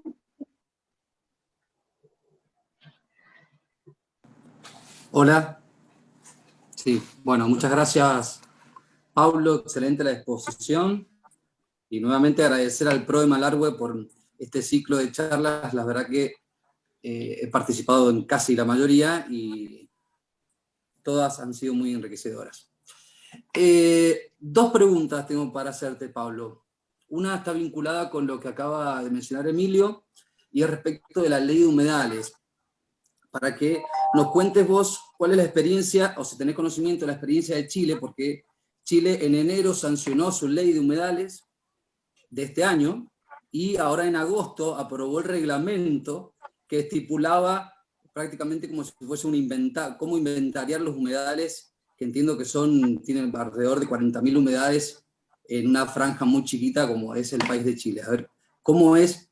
Si has tenido alguna experiencia vinculada a la minería y su ley de humedales, ¿sí? Teniendo en cuenta que hay un proyecto de ley acá en la República Argentina que tiende justamente a regular y a sacar una ley en ese sentido. Y la segunda está vinculado con un comentario que hizo el Alberto Rodríguez Sá el día de ayer en la Mesa Nacional Minera, en la presentación de lo que fue el Plan Estratégico para el Desarrollo Minero Argentino, que hizo el Gobierno Nacional, donde el gobernador mencionó expresamente que no creía en las inversiones extranjeras para la minería.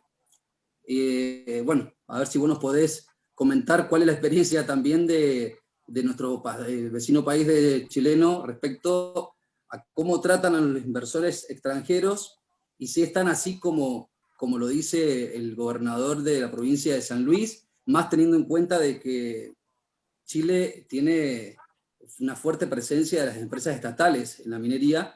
Bueno, que nos comente cuál es la experiencia en el tratamiento y si es así como dice, que no hay que creerle a los inversores extranjeros que vienen a desarrollar la minería.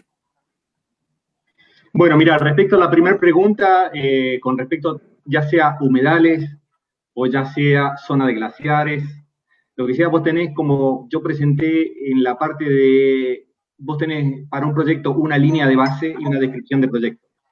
Cuando vos describís tu línea de base, en esa línea de base tenés un área de influencia, que es el área de influencia del proyecto. Si en el área de influencia te toca que estás en zona de glaciares o estás en zona de humedales, lo que sea, vos tenés que hacer el cumplimiento legal de lo que tengas que hacer. Y directamente van a ser los organismos que tienen que ver con la protección de ese ecosistema, es la que directamente se expide y vos tenés que de alguna forma proponer si vas a poder hacer el proyecto con ciertas medidas de reparación, compensación, mitigación y demás, y si no, directamente el proyecto no se va a poder realizar. En eso es muy, muy estricto en el cumplimiento de esas normas y los servicios son muy estrictos y rigurosos en el tema de esos cumplimientos. O sea que directamente lo que se hace, vos tenés que tener en tu proyecto, si estás cerca de un humedal, si estás cerca de un área protegida, si estás cerca de un sitio de interés, si estás cerca de una comunidad indígena, tenés que dar cumplimiento estricto a lo que esa norma establezca para ese componente. Eso por un lado. Por otro lado, respecto a las inversiones, bueno, vos lo habrás visto en la primera lámina, la cantidad de inversión que hay, las empresas generalmente desarrollan su actividad, todo eso se mueve a través de, así como es el PDAC en la parte norte del mundo, donde se junta la minería del mundo en Toronto para hacer justamente evaluar las condiciones y evaluar las oportunidades de negocio que hay. Acá tenés dos emprendimientos que son grandes que se van haciendo cada 2 años. Por un lado la Expomin, que se hace en Santiago, y por otro lado la Exponor, que se hace en Antofagasta.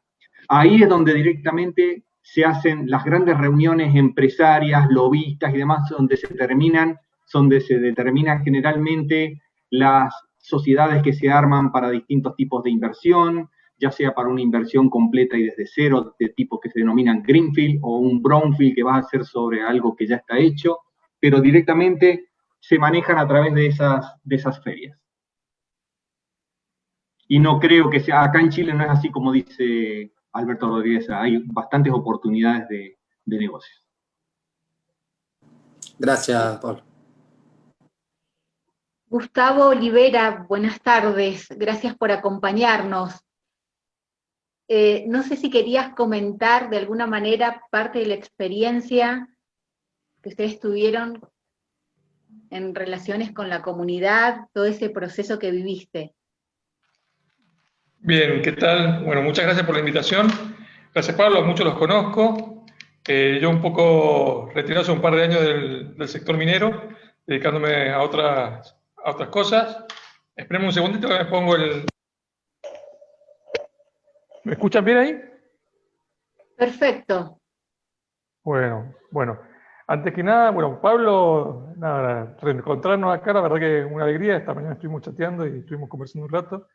Y bueno, comentarles un poquito esto que nosotros vivimos con San Jorge. Nosotros entramos después de la Declaración de Impacto Ambiental a trabajar con lo que es el desarrollo sostenible y local.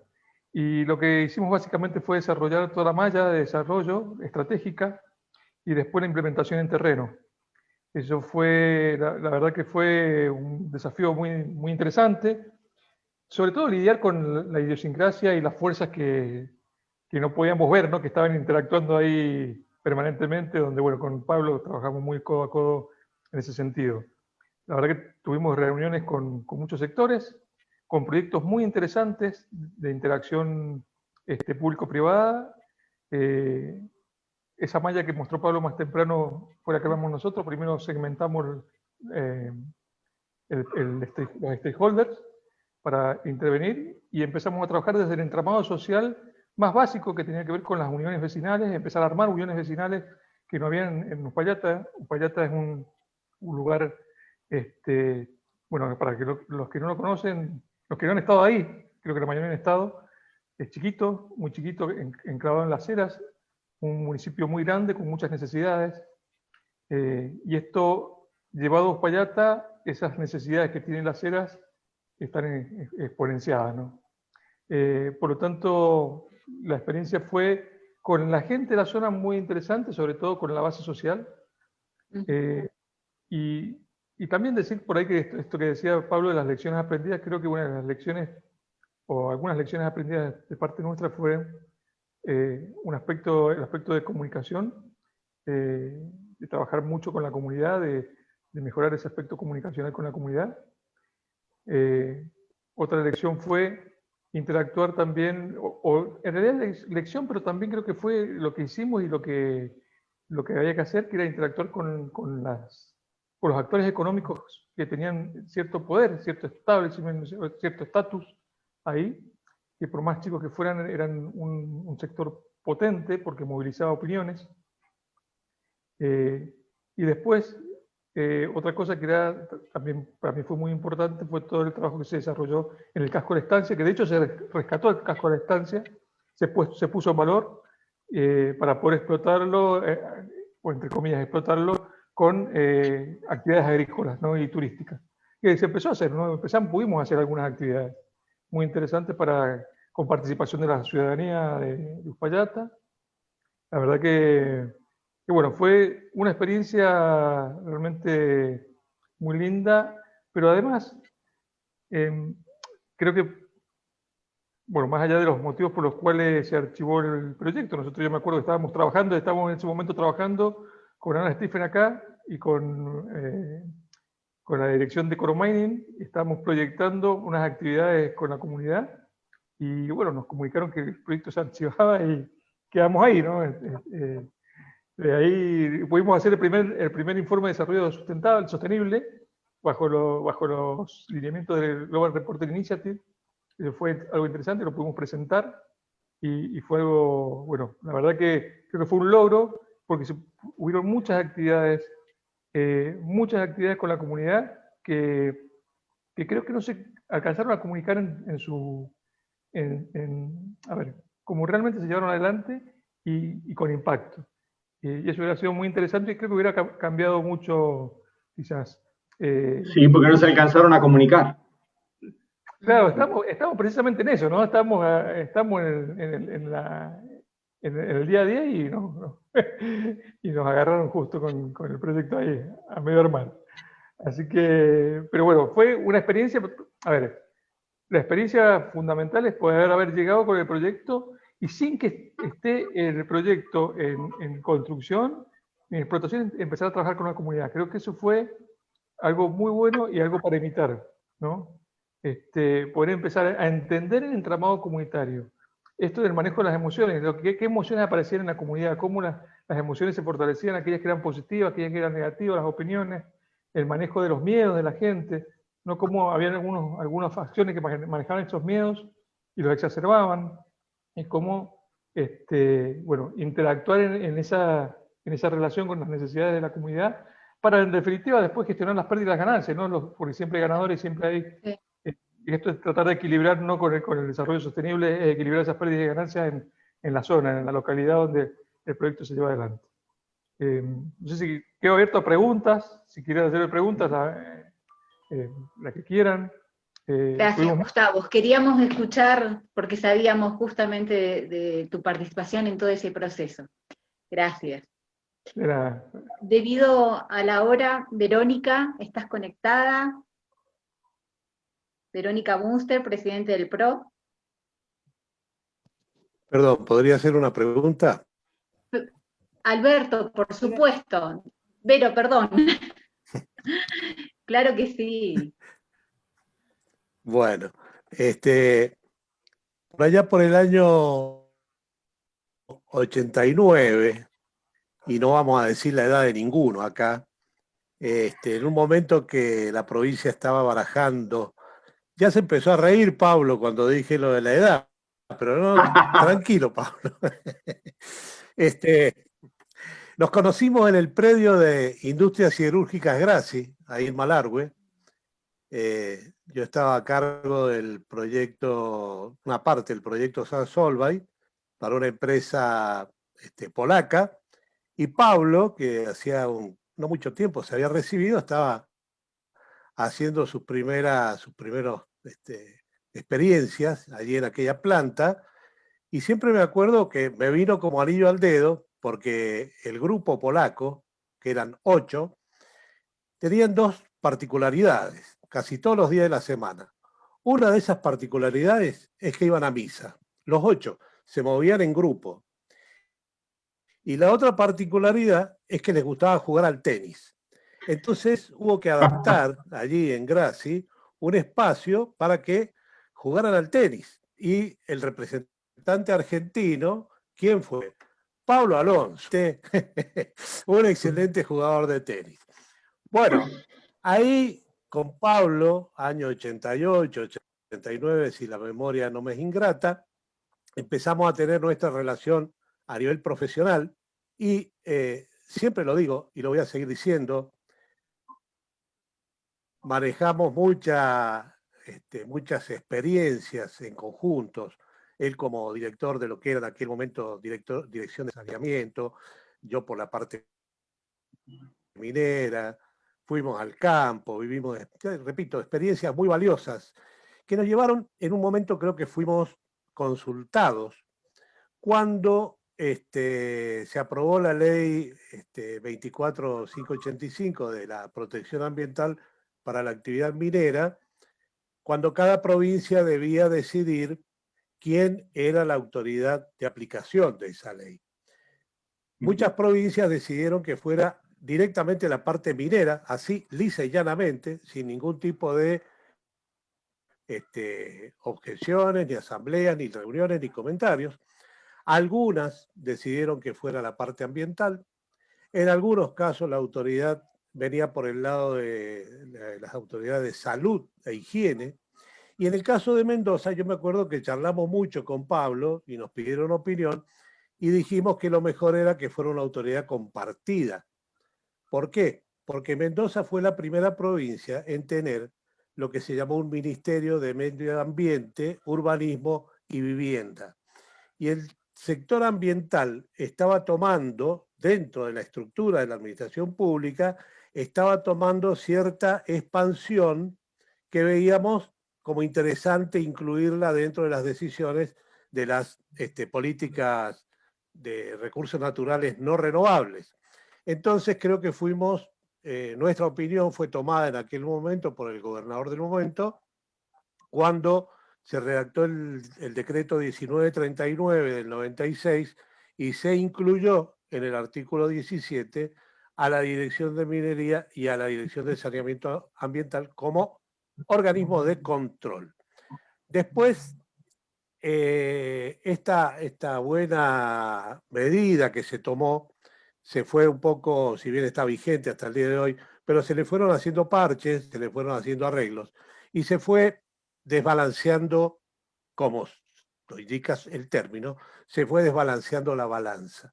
Y siempre digo que si hubieran en Mendoza 5 o 10 profesionales de la categoría de Pablo Alonso, pero no por pasarle la gamuza, simplemente porque Pablo siempre ha tenido en su que no mucha gente la tiene, que es la palabra participación. Y con Pablo yo siempre lo identifico con esa palabra, porque las decisiones se toman en forma participativa. Las decisiones que no se participan finalmente caen al abismo, lamentablemente caen al abismo. Entonces, sería muy bueno que proliferaran los Pablo Alonsos aquí en la provincia de Mendoza y de alguna manera volver a resurgir y tener la esperanza, no perderla nunca, de que en algún momento vamos a tener una minería de primer nivel. Tenemos la legislación, tenemos profesionales en todo el país de primera línea, no necesitamos profesionales prácticamente de afuera porque la capacidad académica de nuestras universidades es suficiente. Pablo lo puede decir, que él se codea con profesionales trasandinos y de otros países. No tenemos nada que pedir ni nada que envidiar. Solo resta un consenso en algún momento determinado. Esto es como cuando los cazadores lamentablemente van a matar un animal. No gastan 50.000 balas. Probablemente con una bala lo eliminan. Pero es una cuestión de tiempo, de cerebro y de precisión. Hay que tener armada la estrategia y ver el momento oportuno en que se sale al campo de batalla, digámosle entre comillas. Por eso, reitero, lo de Pablo es excelente, lo conozco hace mucho tiempo y conozco su compromiso con la parte ambiental y con la parte extractiva, porque siempre fue así, no es que ahora cambió el discurso porque está en una empresa minera. Desde que lo conozco mantuvo ese equilibrio, palabra prácticamente desconocida por algunos sectores de Mendoza. Y finalmente, reitero mi agradecimiento a la gente de Malargüe, valiosísimas las explicaciones, y ya los estoy instando a hacer un segundo ciclo, porque ha quedado mucha gente muy capacitada, con muchos conocimientos en todas estas áreas, y me parece que de acá puede salir el semillero, a lo mejor no muy jovencito el semillero, pero sí puede salir el semillero como para construir una guía, un manual, una opción. Bueno, un abrazo para todos y muchas gracias. Gracias, Alberto. Muchas gracias, Alberto. Muchas gracias por tus palabras. Bueno, muy bien. Yo sé, Verónica, que estamos contrarreloj, pero estoy mirando, justo está Héctor Laplace acá, está frente a mí. Héctor, habilita tu micrófono. 2 minutos. 2 minutos. Primero es fundamental, ratifico lo que decía recién Alberto Rubio. Tenemos excelentes profesionales y no nos cansamos de mencionarlo y que tienen esta suerte incluso, ¿no? Que pueden ir a hacer su experiencia en países que realmente se dedican a la minería.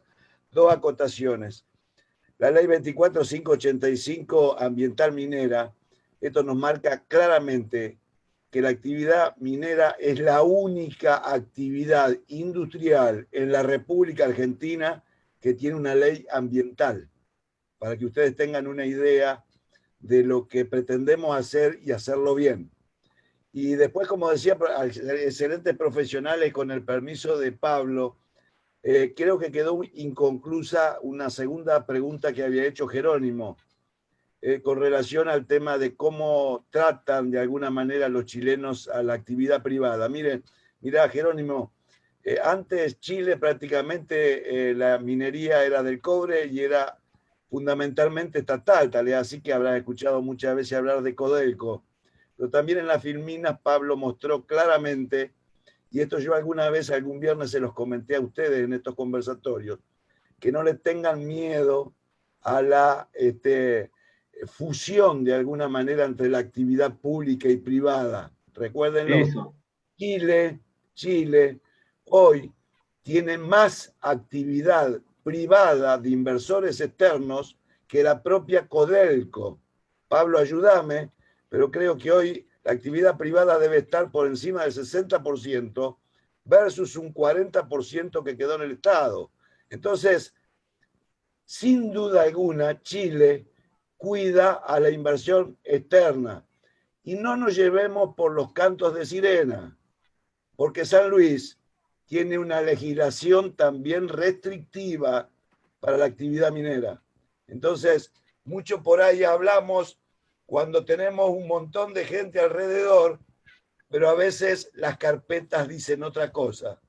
Entonces, tenemos que ser cuidadosos, pero yo, que soy dirigente sindical, lo digo con absoluta claridad y lo he dicho en el mundo, lo he dicho en Toronto, que recién hizo la mención también Pablo. Nosotros defendemos la inversión, sea pública, sea privada, y no nos molesta la fusión, y hay excelentes ejemplos al respecto, en la República Argentina. Así que, disculpas Pablo, pero quería darle esta tranquilidad a Jerónimo de cómo tratan a los inversores externos en Chile. Sí, tal cual. Lo que vos acabas de decir, Héctor, estaba en una de las transparencias y vos lo viste justamente, el 65%, cómo fue avanzando en el tiempo y hoy en día está justamente en ese valor. Muy bien, gracias Héctor, gracias Pablo. Verónica. Buenas noches a todos. Realmente me toca cerrar este ciclo que ha sido tan valioso y con personas que a lo largo del tiempo se han vuelto para todos nosotros realmente entrañables. Ha terminado siendo una conversación de amigos, nos hemos podido conocer. Quiero decirles que como espacio político estamos orgullosos de haber podido construir este espacio de diálogo superador de todas las ideas partidarias, porque aquí hubo y hay gente de todos los colores. Espero que todos se hayan sentido muy cómodos participando, que creo que es acá donde tenemos que apuntar, en las coincidencias, en poder saber que como país hay puntos en común y son los que tenemos que hacer crecer. Y la minería es uno de esos puntos. Y como lo he dicho muchas veces, estamos convencidos que este es el camino. Pequeñas acciones que vayan instalando el tema minero y que de a poco nos hagan superar esta dicotomía que tenemos de minería versus agua. Y el camino, sin lugar a dudas, es la educación. Estamos convencidos que en la currícula escolar, desde los primeros años de la escuela primaria, tenemos que empezar a hablar de minería y de forma obligatoria. Y para eso necesitamos, primero que nada, docentes capacitados, despojados de toda ideología. Y nuestro compromiso como espacio también es generar espacios y acciones para que eso ocurra. Y lo vamos a hacer. Raúl Rodríguez recién nos decía de recopilar todas estas charlas. Lo estamos haciendo. De hecho, en la página de Facebook de Pro Malargüe están todas, desde la primer charla a los 2 días ya está subida, pero sabemos también que es necesario recopilarlas en un espacio neutral, fuera del ámbito político. Entonces, ya estamos armando y estamos subiendo todas las charlas a un canal de YouTube totalmente neutral, ¿sí? Se va a llamar Hablemos de Minería y va a estar para todos, para alumnos, para docentes y para toda persona que necesite nutrirse de todos ustedes que han estado charlando. Héctor también comentaba de ampliar este círculo de oyentes y estamos trabajando para eso porque sabemos muy bien que muchas veces nos estamos hablando entre nosotros y estamos ya, también le aviso a Alberto, trabajando en una nueva propuesta mucho más inclusiva, mucho más abierta para el 2021, y dentro de poco van a tener noticias nuestras, porque ya estamos trabajando para eso. Y bueno, para no extenderme mucho, quiero dar muchas gracias a cada uno de los disertantes, porque han tenido una generosidad espectacular. Creo que esa es la palabra común, lo que nos identifica a todas las personas que han sido parte, ya sea como disertantes o como oyentes que han, en el diálogo que se ha generado, que este ha sido el caso puntual de Héctor, que nunca fue el principal actor de todo esto, pero siempre aportó muchísimo a las charlas. Muchas gracias, porque la generosidad de ustedes ha permitido construir todo esto, y permítanme un abrazo grande y fuerte a Jimena, porque ha sido el alma de todo esto. ¿Sí? Jimena y también el otro equipo que estuvo un poquito más atrás, siempre apoyando, al ingeniero Maximiliano Zenobi, a Lucía Godio, a Eduardo. Muchas gracias por el compromiso, muchas gracias por estar en todos los detalles. Vamos a terminar con un pequeño video, pero también hemos recién, mientras estaban charlando, dispusimos en el equipo de hoy no cerrar la sala, que se queden los que quieran hablando como amigos. Yo sé que cuando Pablo entró y todos entraron y empezaron a saludar, yo sé que hay gente que se quiere mucho, entonces va a quedar la sala abierta para que charlen de lo que quieran. Después del video se deja de grabar, los que quieran se salen de la sala, y hasta que ustedes quieran van a tener la sala abierta. Así que muchísimas gracias, permítanme compartir pantalla, y nuevamente en nombre de todo el equipo del Pro Malargüe, darle unas muchísimas gracias.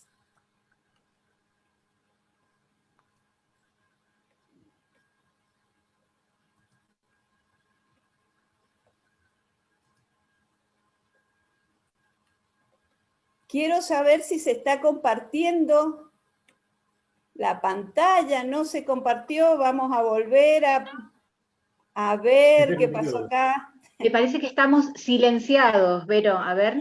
Ahí estamos. Ahí está. Muchas gracias a todos los que participaron.